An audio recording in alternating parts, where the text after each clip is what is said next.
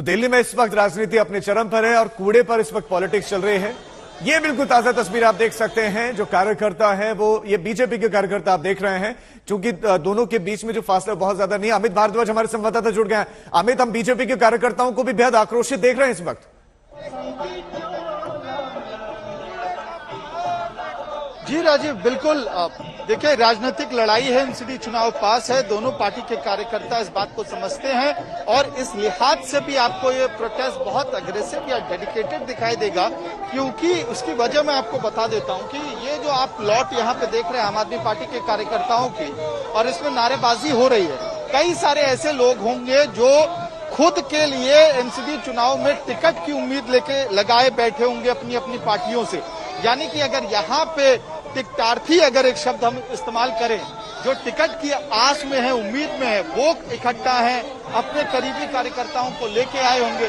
ठीक इसी तरह से बीजेपी का जो प्रोटेस्ट चल रहा है, जो बीजेपी से उम्मीद लगाए बैठे होंगे कि वो चुनाव लड़ेंगे, एमसीडी चुनाव लड़ेंगे बीजेपी के टिकट पे, तो वो अपनी दावेदारी को मजबूत करने के लिए कहीं ना कहीं इस प्रदर्शन में आज पूरी ताकत झोंकेंगे। और क्योंकि मुख्यमंत्री अरविंद केजरीवाल खुद आ रहे हैं इस लैंडफिल साइट की विजिट करने के लिए, देखने के लिए कि किस तरह से एनवायरमेंटल क्लॉजेस को फॉलो किया जा रहा है। देखिए, अधिकारी भी आपको दिखाई देंगे, लगातार यहाँ पे अधिकारी जा रहे हैं, हाथ में फाइल्स हैं। किस डिपार्टमेंट के ये हमको नहीं स्पष्ट हो पा रहा है, लेकिन निश्चित रूप से जब मुख्यमंत्री आएंगे तो वो अधिकारियों से ये सवाल जरूर पूछेंगे कि साल दर साल कितना कूड़ा यहाँ पे इकट्ठा होता है, कितना उसका मैनेजमेंट होता है, किस तरह के रिसोर्सेस लगाए गए हैं, कितना फंड दिल्ली सरकार से मिला, उसको किस तरह से यूटिलाइज किया गया। क्योंकि ध्यान हो राजीव, कुछ महीने पहले तक यहाँ दिल्ली में ऐसी व्यवस्था थी कि साउथ दिल्ली एसडीएमसी,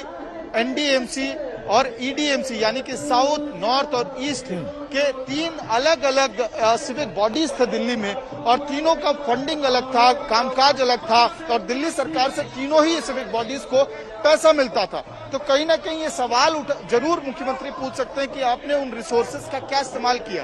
तो जो एमसीडी के कर्मचारी हैं, जो ऑफिशियल्स हैं, उनको कहीं ना कहीं इस वक्त तैयारी करनी पड़ेगी। तमाम फाइल्स को वो लेके खड़े रहेंगे। आप बता रहे हैं कि फाइल्स को लेकर जा रहे हैं। अमित, एक बात बताएं आप। अमित, एक बात बताएं, आप आम आदमी पार्टी के नेताओं से बात कर रहे थे, उनका कहना था कि दिल्ली में 16 और कूड़े के इस तरह के पहाड़ बनाए जा रहे हैं। इसकी हकीकत क्या है? क्या वाकई इस तरह के और भी पहाड़ कूड़े के बन रहे हैं? और इस तरह के कूड़े के पहाड़ बनते चले जाएंगे फिर तो देश की राजधानी को ढूंढना मुश्किल हो जाएगा। राजीव, देखिए, ये दावा लगातार आम आदमी पार्टी के नेताओं द्वारा किया जा रहा है। एमसीडी के जो इंचार्ज हैं दुर्गेश पाठक, उन्होंने कई बार ये दावा किया है, और दिल्ली के उप मुख्यमंत्री मनीष सिसोदिया ने भी उस दावे को बैक किया था कि दिल्ली में अलग अलग जगह पे नए लैंडफिल साइट्स बनाए जाएंगे।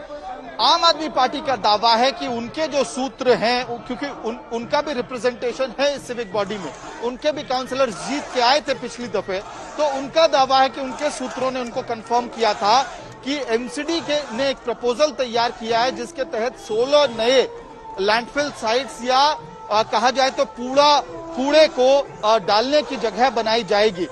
लेकिन इस दावे में कितना तथ्य है, इसका वेरिफिकेशन हम इस वक्त नहीं कर सकते हैं। ये एक राजनीतिक दावा है।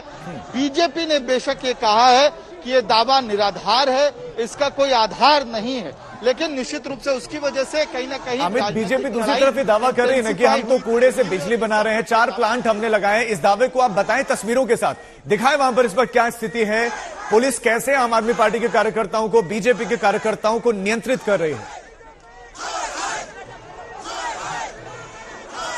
राजीव, देखिए, अगर कानून व्यवस्था की हम लोग बात करें तो यहाँ बैरिकेड्स लगाए गए हैं, और ये बैरिकेड्स इस लिहाज से लगाया गया है कि किसी भी पार्टी के राजनीतिक कार्यकर्ता इसको क्रॉस करके गाजीपुर लैंडफिल साइट की तरफ ना बढ़े।